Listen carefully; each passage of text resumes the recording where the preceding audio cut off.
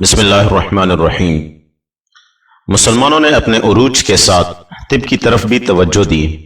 سب سے پہلے یونانی کتب کے تراجم کیے گئے، چنانچہ جورجس، حنین ابن اسحاق، موسیٰ ابن خالد، ابو یوسف الطریق نے ان کتابوں کے عربی میں ترجمے کیے۔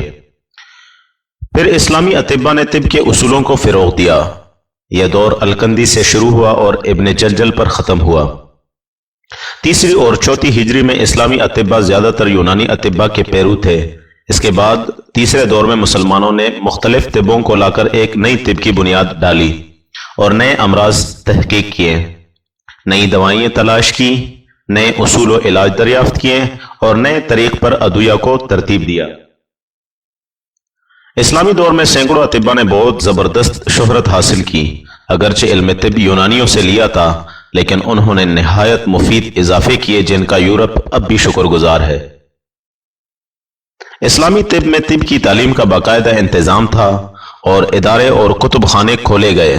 عباسی عہد میں اسکندریہ، زباہ اور جندی شاہ پوری میں جہاں طلباء کو تجربات سے بھرپور تعلیم دی جاتی تھی، اس کے علاوہ دواسازی، تشخیص امراض اور نسخہ نویسی میں عملی مشق بھی کرائی جاتی تھی۔ کالجوں میں طب اسلامی کا 7 سالہ نصاب رائج تھا۔ طلباء کو شروع ہی سے بقرات، ساحل، حنین ابن اسحاق اور شرح عاملی کا درس دیا جاتا تھا۔ وقت گزرنے کے ساتھ ساتھ ان کتابوں میں ترامیم ہوتی گئیں۔ اسلامی مراکز مثلاً غرناطہ، تلیطہ، اشبیلہ، قرطیس، بغداد، دمشق، حلب، حمص وغیرہ میں اسلامی مدارس کا جال بچھا دیا گیا تاکہ تعلیم حاصل کرنے میں کسی کو مشکل پیش نہ آئے۔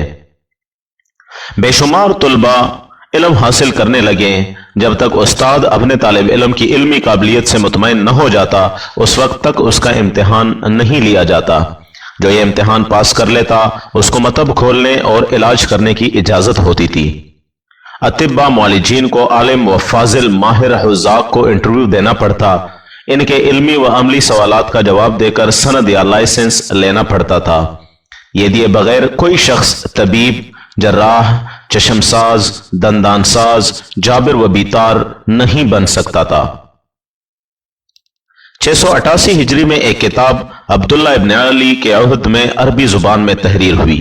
اس کا نام امتحان الاطباء کافۃ الاطباء ہے۔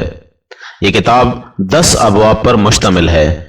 ان میں سے نبض، قارورہ، حمیات و غارین، صحت و مرض کی علامات، علم الادویہ، علم مراوہ اور مسائل اصول سے متعلق ہر باب میں 20 سوالات کیے گئے ہیں۔ 3 ابواب جراحوں، کحالوں اور حجیروں سے متعلق ہے۔ مختلف بیماریوں کے بارے میں سوالات کیے گئے ہیں، کہیں پیشاب کے بارے میں، کہیں مثانہ کی پتھری کے بارے میں، کہیں امراض چشم کے بارے میں جیسے شبکوری وغیرہ کے۔ پھر جراح کے متعلق سوالات ہیں، نیز اعصاب اور عضلات کتنے ہیں، رگیں کتنی ہیں وغیرہ وغیرہ۔ سلاطین مغلیہ نے بھی ان کی طرف توجہ دی اور ان کے علاوہ جلال الدین اکبر، شہاب الدین، محمد شاہ جہان کی مہریں بھی ثبت تھی۔ بغداد میں 1 لاکھ کے قریب اطباء نے امتحان دیا، جس میں سے صرف 700 پاس ہوئے۔ اسلامی دور میں اطباء کی رجسٹریشن کا قانون رائج کیا گیا۔ اسلامی دور میں طب میں شہری دواخانوں کی نگرانی کا بھی باقاعدہ انتظام تھا۔ عباسی دور میں سپہ سالار نگرانی کرتے اور دوا فروشوں کے خلاف رپورٹ تیار کرتے تھے۔ اطباء کئی قسم کے تھے، کچھ سرکاری شفاخانوں اور نیم سرکاری اداروں سے منسلک تھے، کچھ درباری طبیب بھی تھے، کچھ شاہی طبیب، اور ان کو اعلیٰ مراد حاصل تھی۔